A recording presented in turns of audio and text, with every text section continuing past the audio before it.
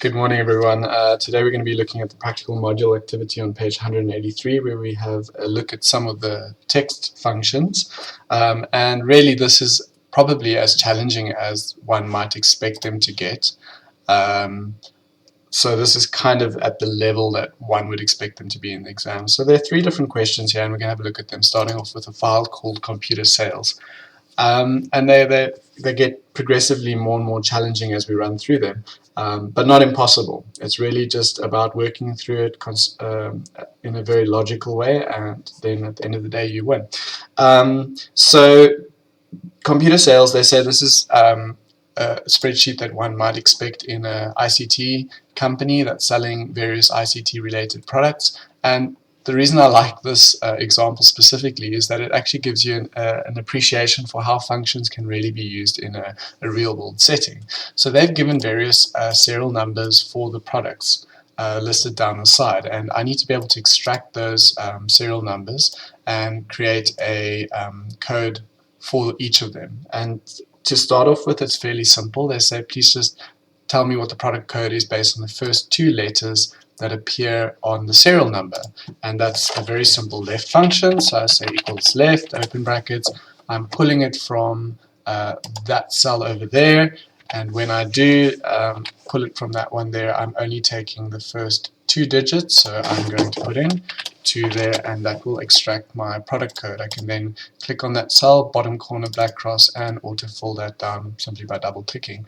And that will give me the code of the type of product that appears in. Now, the product name, if you go and look at this table on this thing, will tell you that GC stands for graphics cards, HS for headset, NB for notebook, PD for portable data storage, PT for printer, and TB for tablet.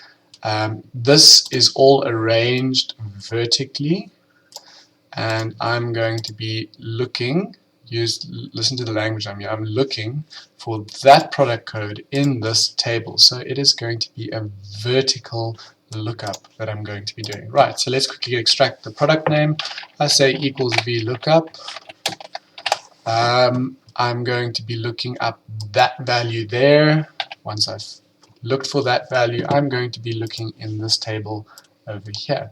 Now, if this had a heading, obviously I would exclude that heading. I want to be able to autofill this formula down, and as a result, I don't want this box that you see outlined over here. I don't want this to move either. So it's at this point that I need to absolute reference this range, because that one needs to stay the same.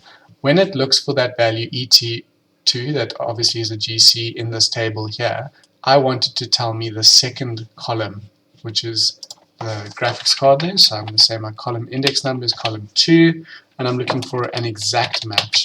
There's no range, there's no intervals that I'm putting out here. It's looking for GC or HS or NB respectively, and will then determine it based on that. And then I can autofill that down, and there you can see it's giving me the product name based on that code there. The next one tells you what category it is and says this you pull from the last part of the serial number for the product, and there you can see I'm looking for that CAB in the serial number all the way down, and that's a simple write formula. So I'm equals write of what, this text string over here, and how much am I taking? I'm only taking one character. So I can hit the return key, and there you can see it's pulled that last letter. That will determine the category that it's in. Now, in my textbook, they have told me category A means that the person selling it, the salesperson selling it, will get 2% commission. Category B, they get 4%, and C is 5%. And that makes sense, because if you look here, you can see that this NVIDIA GeForce card is only 1,000 Rand, so that's an A, 2% commission on that. This one, however, costs 15 grand, so that's a C commission. And this is how they determine how much commission is on each of the products that the salespeople sell. So if this table were in the spreadsheet, which is, you could actually put it in, you could go and type in A, B, C, and then 2, 4, and 6 respectively, and create a little table there, but it's not. It's sitting in my textbook. So what I think they're looking for me to do is to do a if statement. So I go equals if that one there is equal to the text, and that's why I'm putting in quotation marks A, then I want you to give them 2%. Okay, And if it's not, I'm testing it one more time. This is a nested if statement, and then I want you to test and see if G2 is equal to the text B. And if it's equal to the text B, they get 4% commission. And finally, if they're not, obviously it's going to be C, so then I'm going to say, right, then they get their 5% commission. And there you can see, sorry, I forgot that last bracket, which is why it was shouting at me. So it's not A, it's not B, so it has to be the last one, which means they get the 5% commission. And I can autofill this one down, and there you can see the commission that they get. Right, this one they want me to determine how many graphics cards, how many headsets, how many notebooks, how many portable data storage devices, printers and tablets have been sold. Here I can see graphics cards, headsets, tablets, notebooks. Okay, so I'm going to go and I'm going to say I want you to count it because it's a total number. I want you to count it if, where's my cell range? My cell range is over here. I'm going to absolute cell reference this as well because I want to be able to drag it down. If that, now my criteria, I could go and type in graphics card now, but I'm going to be smart about this and use the value that's sitting here in A34 that we can't really see.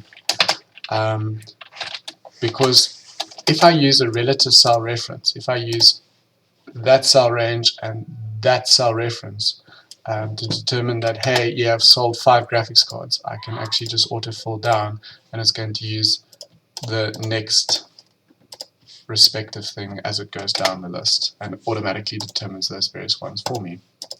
Okay, so that was computer sales, and as I said, they do get progressively more challenging. So let's have a look at data clients. Data clients, ID numbers. I love this one because this also rings true for a real world setting. As you guys know, the first 2 digits is the year you're born in, the second 2 digits is the month, the next 2 is the day that you're born in.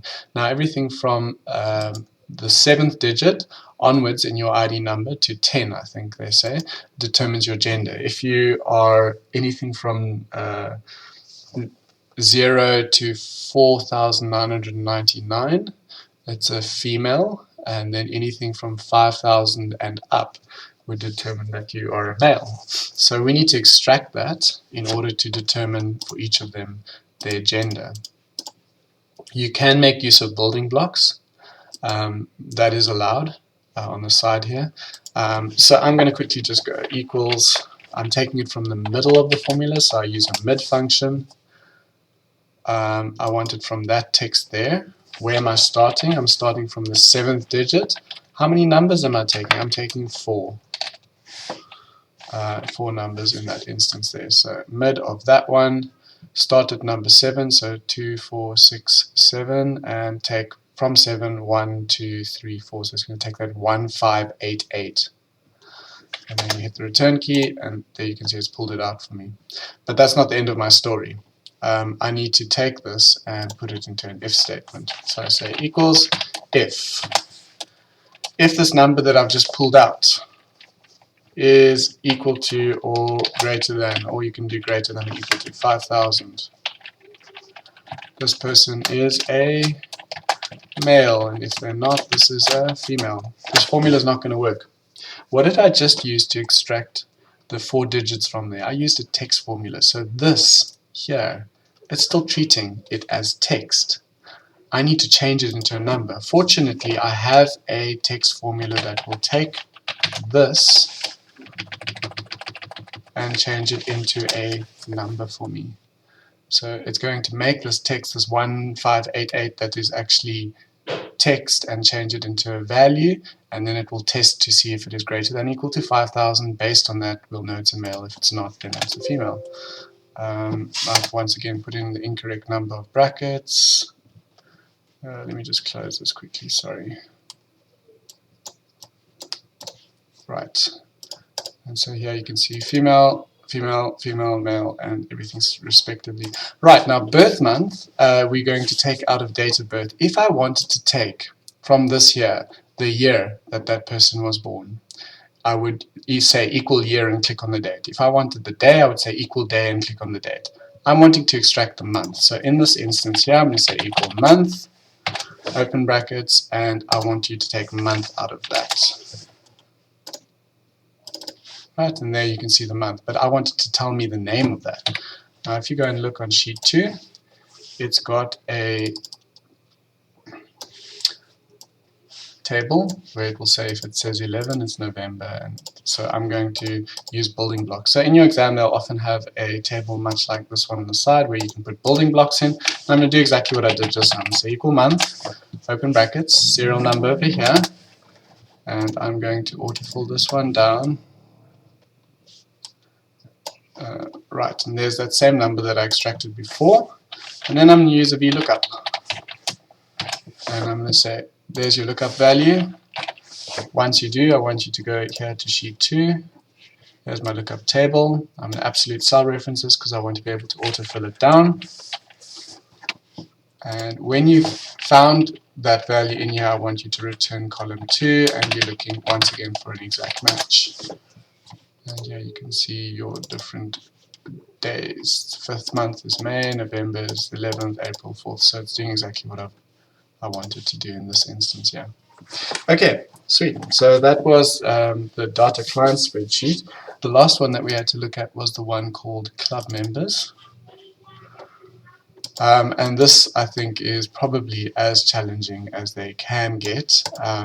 But let me explain it to you this way. They want to take this surname and name, surname common name, and change it into name space surname. I know that Tina's name is sitting on the right of that formula. So to extract her name for a starter, I'm going to say equals right. Right of what? That. How long is Tina's name? It's 1, 2, 3, 4, 5. And I'm going to say comma 5. And it pulls Tina's name. Now obviously I just need to take that and add it to the left, which would pull the surname. It's not that simple though, because as you know, the different names are different lengths. So you're going to say Tina's fine. Paul, it puts the space in front of it that I didn't want. Tulani, it doesn't even take the whole name. Bjorn is fine. Kirsten, once again, there's a problem. Okay, so in essence, I'm going to be using a left and adding it to a right, or sorry, a right and adding it to a left. But I needed to first find how many characters. I can't type in the 5. I wanted to be able to tell me, hey, you're so long or you're that long. And what do all of these formulas have, all these text strings have in common? They've got a comma and a space. So let me do this. I'm going to start off by saying, right, how long is this? This whole thing is 13 characters long, okay? That's what you use a len function for. So I know that's 13, that's 10, and so on. And it's counting the comma and the space. Watch, 1, 2, 3, 4, 5, 6, 7, space, 8, 9, 10, 11, 12, 13 to the end of Tina. Right, then from that, I want you to find the comma. So quotation mark, comma, quotation mark of what? In which text? That one over there. So everything up to the comma, Newman, 1, 2, 3, 4, 5, 6, 7, is 7 characters. Okay, so if I say equals the length of the whole thing minus 7, I can say 6. We're getting closer to the right number because now it's going to take Tina, which is 1, 2, 3, 4, 5, plus the space over there. So here's how we're going to do this. I'm going to say equals right, open brackets, what, right of that one.